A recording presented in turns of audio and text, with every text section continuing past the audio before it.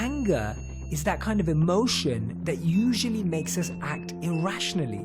When we're angry, when we've just had a fight, when we've just had a disagreement, when we've just had a debate, when we've just disconnected from someone, that anger sometimes forces us to make irrational decisions.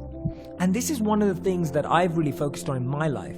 If I'm ever experiencing anger or I'm experiencing sadness, I try not to make decisions at that time of any kind, because you're always forced in that decision.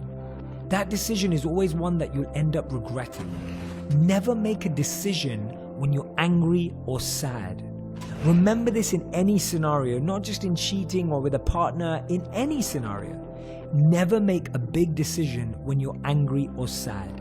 Because when you're angry or sad, your mind plays tricks on you and forces you to make irrational decisions that you would not otherwise believe in if you weren't experiencing that anger or sadness.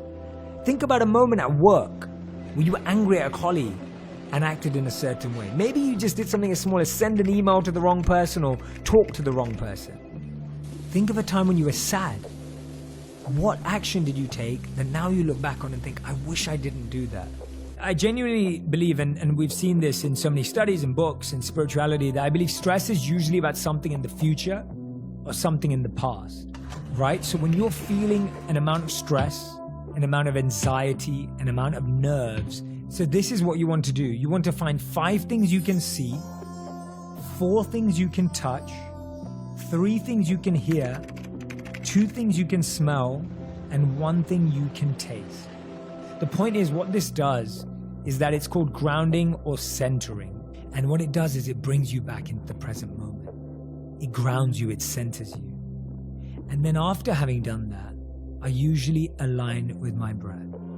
So what I mean by that is I breathe in for the same amount of time as I breathe out. 4 in, 1, 2, 3, 4. And breathing out and counting 4. 1, 2, 3, 4.